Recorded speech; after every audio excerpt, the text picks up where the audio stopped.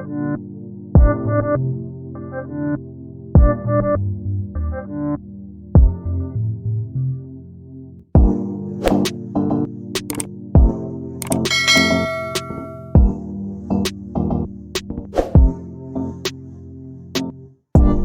going to tell you a little story time. Yes, I'm going to do a flashback about that time when I was on my way to do one of Kasani's assessments. Now, if you know Kasani, he's a busybody, so he doesn't sleep, he doesn't keep still. So we had to take him into Kingston for an audiography, right? So of course I got prepared. I packed up his bag and stuff from overnight, and his dad and I took him. We got a taxi, we chartered a taxi, and we took him into Kingston. Now we had an 8:30 appointment. So we were briefed before though that they would be giving him some medication to sleep, because the test involves him keeping still for a period of time. I think maybe it was an hour, right? So when we got there, we got there pretty early. When we got there, I saw another parent. Of course, when you make appointment with the hearing center, they don't take a lot of appointments for that day. So it was about 5 appointments. So there were 5 of us for that day. I think I was number 2, and the other lady was before me. She would have been before me. So she was there with her little boy. We were there waiting on the doctor to come, and the kids were up and about having fun. No, I think the medication had to be administered like 30 minutes before they go inside. So, of course, Kasani went in and he got his medication. The little girl before me went in. She got her medication. As soon as she got it, she was knocked out cold. So she went inside, she did her assessment, and she was out of there. She was saying bye-bye and everything. Of course, I'm there now, 8:39. I think he got the medication around 9:30. It was to be administered orally, but because of his fussiness and all of that, we had to do an injection. Anywho, because he threw away most of it, so we had to get another dose. We're there waiting on Kasani to fall asleep. Not falling asleep. So of course, the receptionist is saying, "Mommy, he has to sleep, so you have to try to find a way to get him to fall asleep." So the other parent and I, we were going through the same thing. She was having difficulty getting him to fall asleep. So I took the stroller from the vehicle, and I was pushing it around the yard, right around the building, around and around and around, and I kid you not, I must have been out there for an hour. And then his dad and I were taking turns. On one occasion, I had to go out onto the road, pushing the stroller up and down. Kasani just wouldn't fall asleep. So now it's 12:30. You see how long I was there trying to get him to fall asleep. So by around 12:30 minutes to 1, I went back inside and I told her, "He's not falling asleep, so maybe we're going to have to up the dose." She says normally they don't do that, but they're going to give him a little bit more to see if he would fall asleep. And of course, this time I gave him it orally. I tried not to let any spill. And yeah, that was a task, because kicking and screaming, but he had to get it. So now I'm saying, okay, this is going to work. So I have him in my hand and I am singing and rocking and patting. And the child just get up out of my lap, and he was up and about, running around, pulling the leaves from off the decorative plants inside the office, and he just wouldn't sleep. So now it's 3 o'clock, and the other parent there is still going through the same thing. One of the time, the driver took him for a ride. We went for a ride nearby just to get him to fall asleep. That didn't happen. So now it's 3 o'clock and she's saying, Mommy, we close at 4:30 and he's not falling asleep, so maybe you're going to have to reschedule the appointment. By now I'm very distraught. I'm not happy because putting off this appointment means two things. My wait time is going to be longer, and anxiety with waiting to find out what is wrong with the child is going to be a problem for me.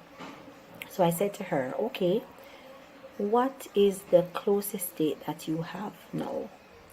This is March. For me to get this date in March, I had to book this appointment from December of 2018, right? And I got March.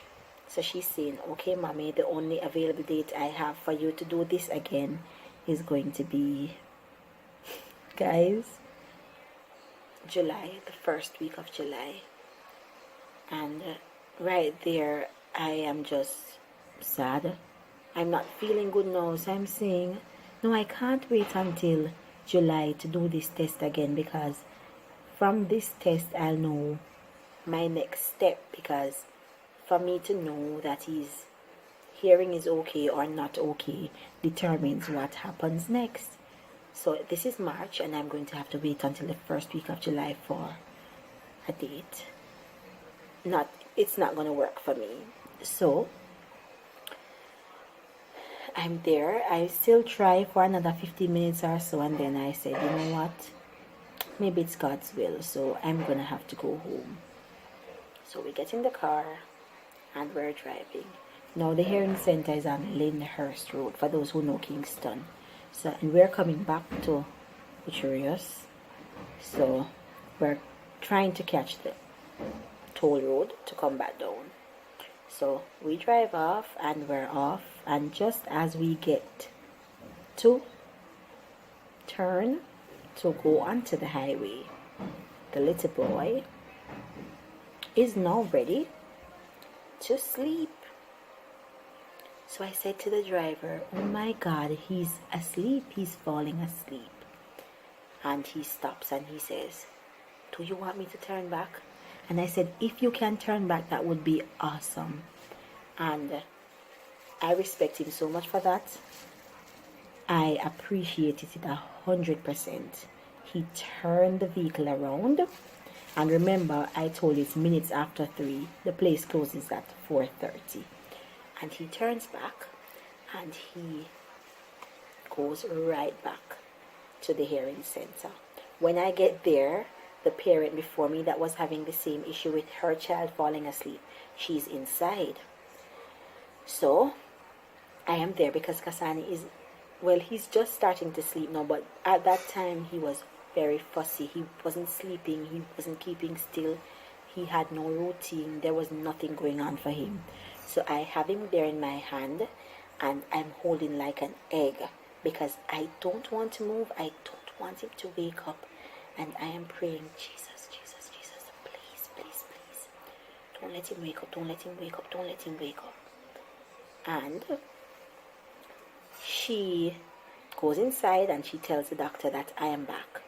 Now the doctor is very accommodating, so what she does is she allows the other patient to move to another room, and she's holding her baby, because as I told you before, this test involves the child sitting down calmly and sleeping, right?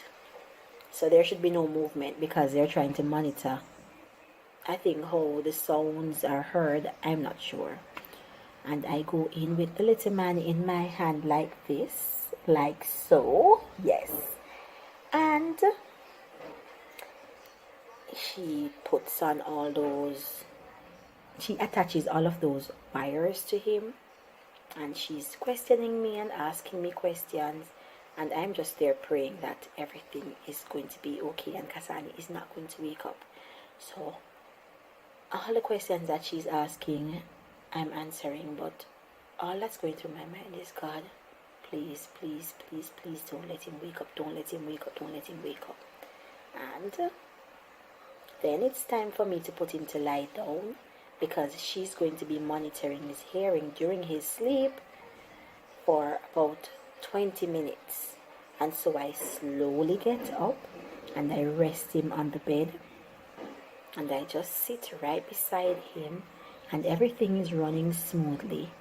And the Lord answered my prayers because he didn't wake up at all. He was fine. And she did her test. She spoke to me about what was happening right through. She was explaining to me, but I wouldn't have gotten the results on that day. So as soon as we were finished, I took up the little man. She removed all those wires and stuff, and I removed the little man. Took him up and just rested his head here. And guys, I'm not lying. As I opened the door to leave the room, that's Kasani, head up, ready to go. And his head is up and he's fighting me to get down, and he's off. But guys, guess what? I got the test done. So even though sometimes everything works out for the best, so even though I was on my way out, leaving, God answered my prayers, because really I couldn't wait until July for this to happen. So we said bye-bye to everybody and we were off because we couldn't wait until July to get another testing date. So there, God answered our prayers, and I was just grateful. I was just grateful for that driver that was very considerate and helpful, because he didn't have to turn back, He could have said, okay, I got my money already. This is a waste of time and I need to get home. But I think when you're a parent, you're considerate of other parents, and I think that was what kicked in. He was very considerate and he just turned back and allowed Kasani to do his testing, and for that I'm grateful. And guys, that's a story time as to how I got little Mr. Busybody to do one of his assessments. That's it for my story time this week. Hey, awesome squad, thank you so much for watching. Don't forget to like, subscribe, share and comment.